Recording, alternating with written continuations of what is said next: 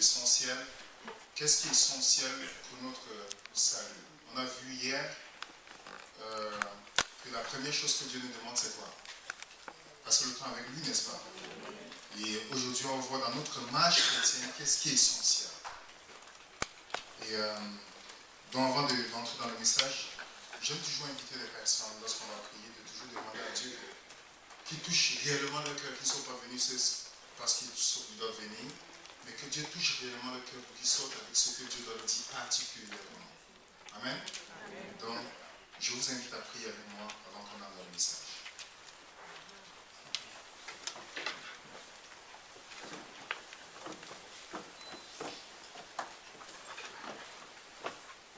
Mon Père, je te remercie encore une fois de plus pour ce privilège que tu nous donnes de venir devant toi, de nous rassembler ici, Père. Et nous savons que nous ne sommes pas ici par nos mérites, parce que c'est toi encore qui nous attires à venir vers toi, Seigneur Dieu. Et dans nos positions, nous tous, où nous inclinons nos cœurs vers toi, nous te demandons de nous purifier, Seigneur, du sang précieux de Jésus-Christ, Père. Et que tu ramollis nos cœurs à être sensibles à des appels que tu nous feras, Père. Et de nous parler individuellement, notre Père Céleste. Permets-nous de te toucher avec la main de la foi comme cette femme qui avait les écoulements dans Luc 8, Seigneur. Pour que nous sortons, pour que cette vertu, cette force vienne en nous pour obéir à ta parole, Père. Bénis-nous, je suis comme pauvre pécheur devant toi, Seigneur. Et je te prie, Seigneur, de nous parler à moi et parler à travers moi pour que nous sortons édifiés ici, Seigneur Dieu. Prends notre autorité à ce lieu, au nom de Jésus-Christ, nous t'avons prié. Amen. Donc, comme j'ai dit, le titre c'est, excusez-moi si j'ai changé, je pense que vous pensez gagner le loto, mais c'est pas ça. Je ne prépare pas mes prédications à l'avance, donc c'est pourquoi du jour au lendemain, comme je parle, Lionel le sait, donc on donne les titres, mais je préfère laisser souvent le Seigneur nous dire ce quoi on va faire pour la soirée. Et j'espère que ça ne vous cause pas de peine. Amen. Amen. Ok. Donc je vais vous inviter à aller dans une histoire que vous connaissez tous. C'est dans la parabole de l'ivraie et le blé. Le blé et l'ivraie. Dans Matthieu chapitre 13. Lorsque vous êtes là, dans Matthieu chapitre 13, le verset 24 à 30, je vais laisser une personne dans la salle de lire à haute voix pour qu'on aille en détail dans ce que Dieu doit nous parler individuellement dans ce message ce soir. Matthieu chapitre 13, verset 24 à 30. Une personne courageuse peut lire pour nous. Il leur proposa une autre parabole et il dit: le royaume des cieux est semblable à un homme qui a semé une bonne semence dans son champ. Mais pendant que les gens dormaient, sonnaient le levain, sema de l'ivraie parmi le blé et s'en alla. Lorsque l'herbe eut poussé et donné du fruit, l'ivraie parut aussi. Le serviteur du maître de la maison vint et lui dit: Seigneur, n'as-tu pas semé une bonne semence dans ton champ? D'où vient donc ce qu'il y a de l'ivraie? Il leur répondit: c'est un ennemi qui a fait cela. Et les serviteurs lui dirent: veux-tu que nous allions l'arracher? Non, dit-il, de peur qu'en arrachant l'ivraie, vous ne déraciniez en même temps le blé. Laissez croître ensemble l'un et l'autre jusqu'à la moisson. Et à l'époque de la moisson, je dirai au moissonneur: arrachez d'abord l'ivraie et ayez-la en gerre pour la brûler, mais amassez le blé dans mon grenier. Ça, c'est une parabole qui est unique dans l'évangile de Matthieu, où Jésus-Christ présente deux catégories, deux types de personnes dans l'Église. Et on parle de l'ivraie, on parle du blé. Ces deux groupes sont tellement similaires que c'est seul à la moisson qu'on pourra faire la distinction. Si vous comprenez, les amis. Donc, il y a plusieurs leçons qu'on peut tirer dans cette parabole, mais je vais m'attarder sur ce qu'on va parler ce soir. Donc, notre Seigneur nous dit clairement qu'il y a l'ivraie et le blé. L'ivraie symbolise ceux qui sont en principe les agents de l'ennemi. Donc, qui sont en principe des chrétiens en temps partiel. Tout dit encore en français, les chrétiens hypocrites. Et le blé, c'est ceux qui sont là, qui ont laissé cette sémence produire en eux les fruits pour pouvoir être récoltés à la moisson. Et le Christ nous dit bien que dans le verset 25, il dit que mais pendant que les gens dormaient, son ennemi vint et sema l'ivraie parmi le blé et s'en alla. Donc quand le moment à l'église, les responsables dorment, comme on parle souvent de la froideur et autre chose, c'est ce moment que l'ennemi entre et met ses agents dans l'église. Et ceux qui sont fidèles à Dieu, dans le verset 27, on dit les serviteurs du maître de la maison vinrent lui dire, Seigneur, n'as-tu pas semé une bonne sémence dans ton champ? D'où vient donc qu'il y a de l'ivraie? Donc ce groupe qu'on voit dans le verset 27, ce groupe, c'est des personnes qui ne sont pas contentes de voir la condition de l'église. Et que dans leur intercession pour Dieu, devant Dieu, en regardant cela, sont peinés dans leur cœur et se tournent vers Dieu pour dire, Seigneur, est-ce que tu n'as pas sémé seulement de la bonne sémence ici? D'où vient l'ivraie dans l'église? Je ne sais pas si vous, pour beaucoup qui sont nés dans la foi adventiste et autres qui ont grandi, moi je ne suis pas né dans la foi adventiste, ça fait 6 ans que je suis chrétien. Je ne sais pas si vous êtes souvent attristé de voir la condition de l'église aujourd'hui. Est-ce que vous êtes peiné de voir cela et de vous déjeuner et prier continuellement pour que ça change?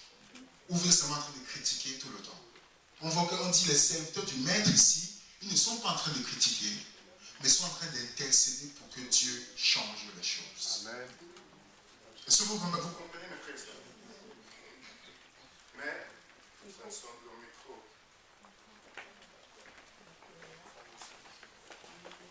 L'ennemi ne veut pas que je parle. Vous savez qu'il n'a pas de sabbat. Il ne se repose jamais. Ça ne passe le micro, aucun micro ne passe. Pardon? Ok, ça arrive. Ok, ça va. Donc, c'est ce que ces vrais serviteurs font en intercédant pour le Seigneur, pour l'église de Dieu, parce qu'ils sont peinés. Et je pense qu'on doit beaucoup apprendre là-dessus. C'est pas vrai, les amis? Et on parle des vrais serviteurs de Dieu. Les vrais serviteurs de Dieu sont attristés et se mettent à genoux jour et nuit pour implorer Dieu pour qu'il résolve la situation. Amen. Et voici ce que le maître leur répond. Il dit, ne coupez pas. Laissez-les croître ensemble, de peur que vous ne détruisez en même temps le blé. Est-ce que vous savez que le blé et l'ivraie ont besoin des mêmes ingrédients pour grandir? Ils ont besoin du soleil, ils ont besoin de l'eau, c'est pas vrai? Pour grandir. Et vous voyez que dans Jésus-Christ, dans Matthieu chapitre 5, verset 45, il dit, parlant de Dieu qui fait lever son soleil sur les justes et sur les méchants, donc, ils ont les mêmes ingrédients, mais le résultat est différent. Vous comprenez, mes frères et sœurs? Donc, personne ne pourra dire que je n'ai pas reçu la parole qui va changer mon caractère. Personne ne pourra dire que cette personne-ci est mieux que moi parce que je n'ai pas reçu la même parole. Est-ce que vous comprenez, mes frères et sœurs? Et dans la production, dans tout ce qu'ils ont reçu, on voit qu'il y a 2 caractères différents. Ceux qui sont devenus l'ivraie et ceux qui sont le blé, n'est-ce pas?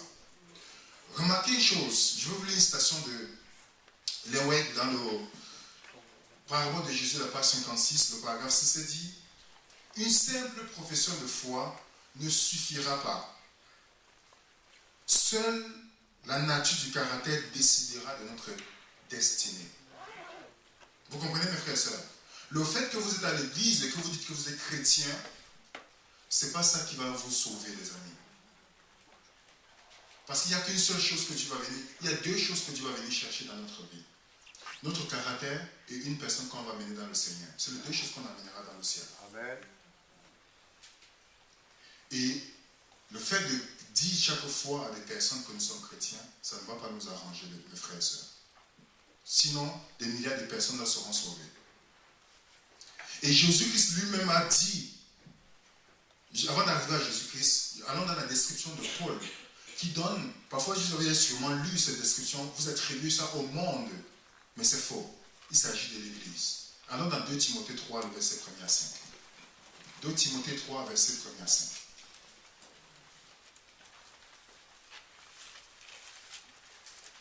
Si vous êtes là, vous dites Amen. Si vous n'êtes pas là, vous dites aie pitié de nous.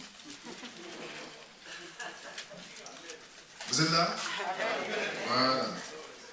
Le verset 1er nous dit, sache que dans les derniers jours, il y aura des temps difficiles.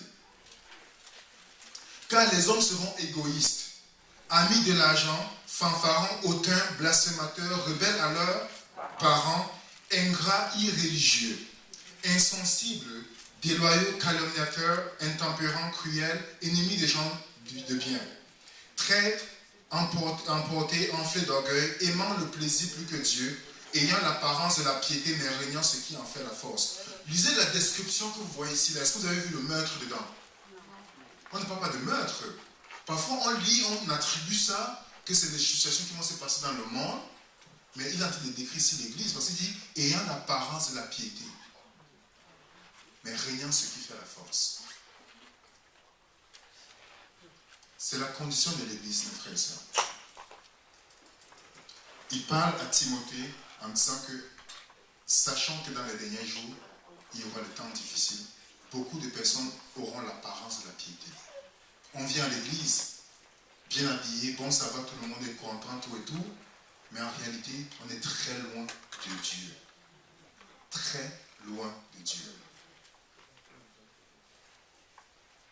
Très loin de Dieu. Et notre Sauveur, lui-même, nous a donné l'indication par rapport à la condition de son Église à la fin des temps. Alors dans Matthieu chapitre 7, et on va comprendre l'essentiel dont on a besoin dans ce verset-là. Lorsque vous êtes là, vous me dites Amen. Matthieu chapitre 7, le verset 21, nous dit, ceux qui me disent, Seigneur, Seigneur, n'entreront pas tous dans le royaume de quoi? Des cieux. Mais celui-là seul qui fait la volonté de mon Père qui est dans les cieux. Seigneur, Seigneur, est-ce que c'est des athées? C'est des non-croyants? C'est les gens qui professent qui? Jésus-Christ, n'est-ce pas? Il dit, ces personnes n'entreront pas dans le royaume des cieux. Est-ce que vous comprenez, mes frères et sœurs? Ceux qui disent Seigneur, Seigneur n'entreront pas dans le royaume des cieux. Mais regardez ce qu'il dit, mais celui-là seul qui fait la volonté de qui? De mon Père qui est dans les cieux. Mais quelle est cette volonté justement dont Jésus-Christ parle ici? Moi, j'aime laisser la Bible parler elle-même. Allons dans 1 Thessaloniciens 4, verset 3.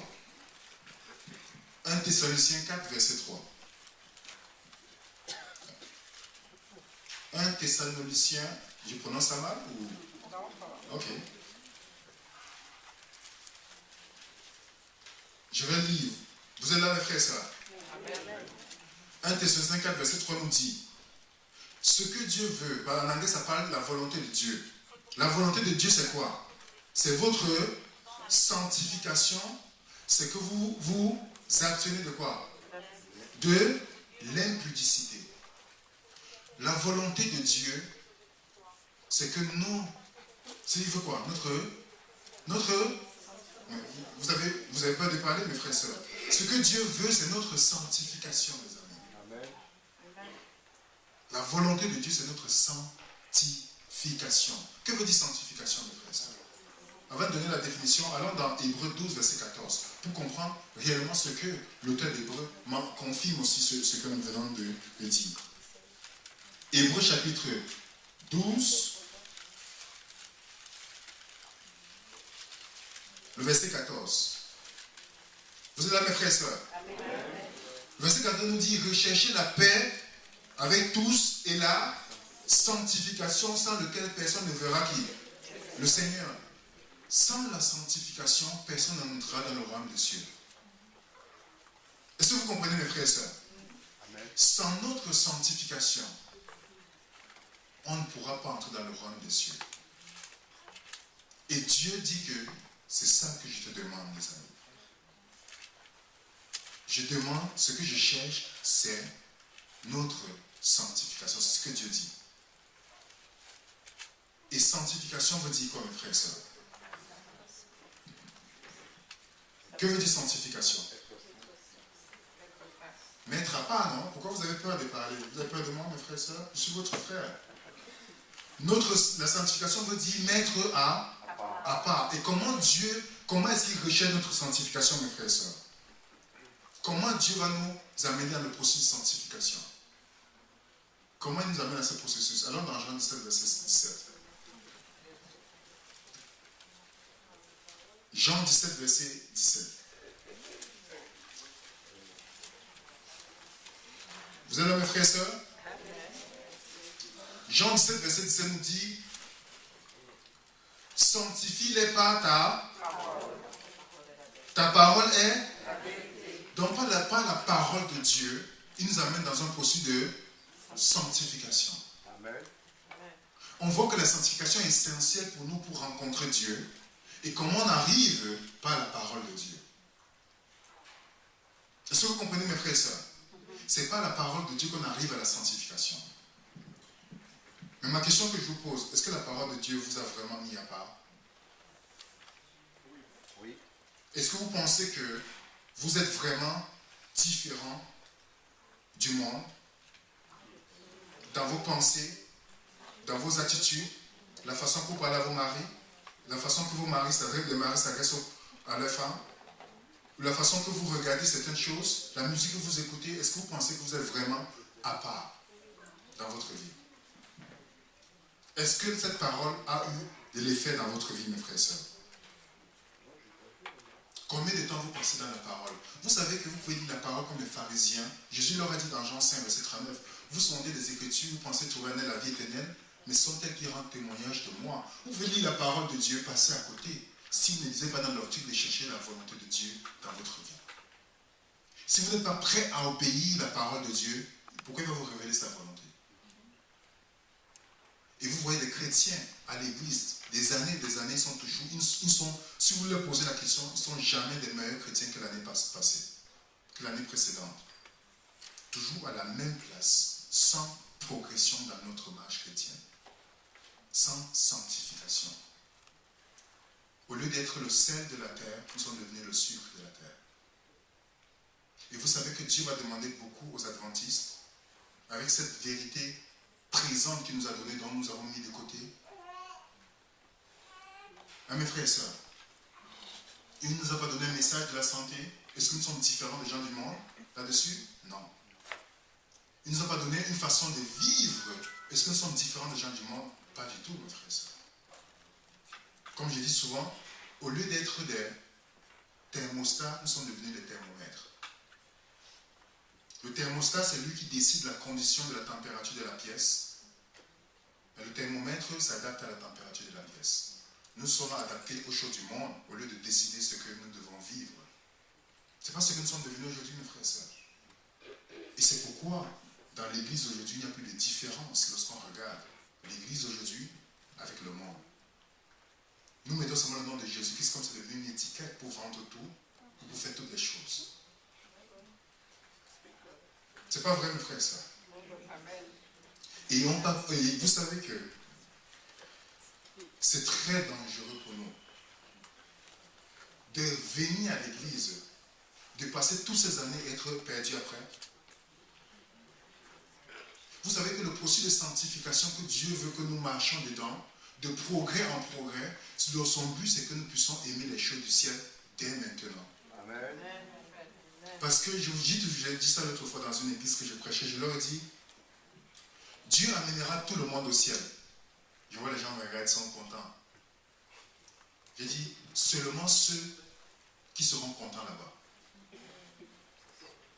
Si vous n'arrivez pas à aimer les choses du ciel ici maintenant, Dieu est tellement amour qu'il ne permettra pas que vous veniez dans le ciel parce que vous serez triste quand les gens seront dans la joie. Donc, dans nos attitudes, on se disqualifie nous-mêmes du ciel. Dans nos choix, les émissions que nous regardons, on prend plaisir au cinéma du monde. On prend plaisir à la musique du monde. On prend plaisir à tout ce que le monde nous offre. Et comment on va aimer les choses du ciel, mes frères et sœurs? Et ça fait très mal de passer tout ce temps à l'église. Vous avez esquivé parfois les clubs, vous avez esquivé parfois l'alcool et autres choses et vous êtes perdu. Quand Dieu dit l'essentiel, ce que je cherche, c'est votre sanctification. Amen. Pour vous mettre à part à travers ma parole. Je vous lis une citation d'Ellen White dans Parabole de Jésus, la page 95, le paragraphe 4. Cette citation parle beaucoup. Et ça fait vraiment, je pense qu'avec cette citation, nous devons réfléchir avec tout ce que nous avons vu aujourd'hui. Et prendre des décisions dans notre tête aujourd'hui, mes frères et sœurs. Elle dit ceci, Parabole de Jésus, la page 95, le paragraphe 4. Elle dit, certaines personnes semblent être constamment à la recherche de l'appel céleste, donc qui veulent aller au ciel. Mais elles ne se consentent pas à rompre tout à fait avec les anciennes habitudes. Elles ne meurent pas en elles-mêmes pour laisser le Christ vivre en elles. C'est la raison pour laquelle elles ne parviennent pas à trouver la perle précieuse. Elles sont esclaves d'ambitions malsaines et d'attirances exercées par le monde. Elles ne prennent pas leur croix ni ne suivent leur sauveur sur le chemin du renoncement et du sacrifice.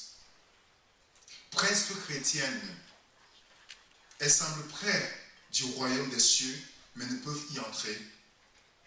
Presque sauvées, mais pas entièrement. Cela signifie non pas presque, mais totalement perdu. Vous comprenez, mes frères et sœurs? Presque chrétien veut dire qu'on est totalement perdu, mes frères et sœurs. Est-ce que vous comprenez, mes frères et sœurs? Sans la sanctification, on sera juste des presque chrétiens.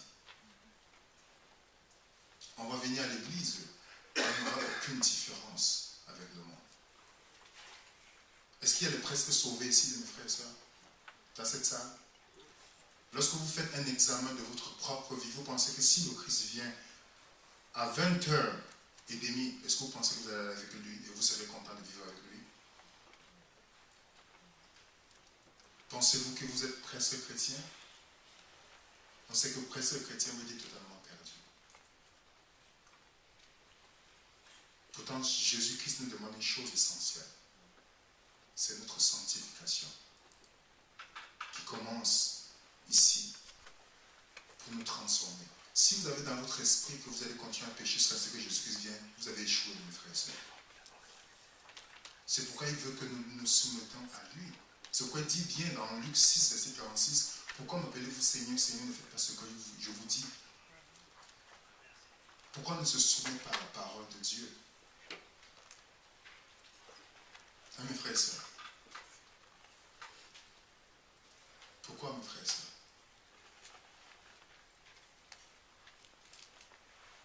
Et je pars d'église en église, j'entends ce que les adventistes, les chrétiens font à des personnes qui ne sont même pas croyantes et qui cherchent Dieu. Ça m'attriste, mes frères et sœurs. Ça m'attriste de l'exemple que nous montrons dans ce monde. Et je dis souvent à des personnes, si vous savez que vous ne vivez pas une vie chrétienne réelle, ne dites pas aux gens que vous êtes chrétien. Je vous en prie.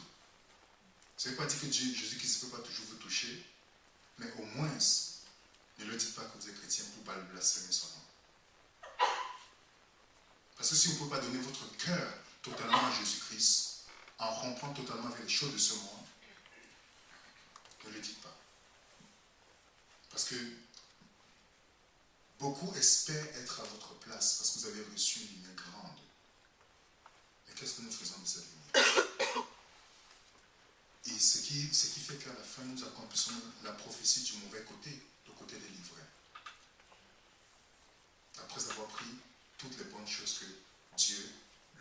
le soleil qui nous a donné pour grandir, mais ils sont devenus livrés.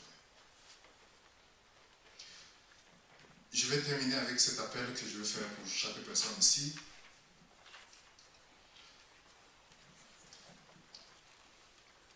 Avec ce que nous avons partagé, mes frères et sœurs. Je ne ferai pas de longue prédication, ne vous inquiétez pas, on est à la fin. Ce que je vous demande aujourd'hui, par la parole de Dieu, est-ce qu'il y a des personnes qui sont presque sauvées ici? Ou il y a des personnes ici qui aimeraient dire à Dieu que peut-être ils ont vu qu'ils sont passés à côté de l'essentiel, c'est-à-dire la sanctification. C'est-à-dire de vivre cette vie victorieuse en Jésus-Christ. Et qui veulent que Jésus-Christ prenne totalement le contrôle de leur vie pour amorcer le chemin vers la sanctification. Et s'il y a des personnes dans cette salle qui veulent vraiment prendre cette décision d'être totalement différent du monde par Jésus-Christ, pas par nos efforts, en se soumettant à Jésus-Christ.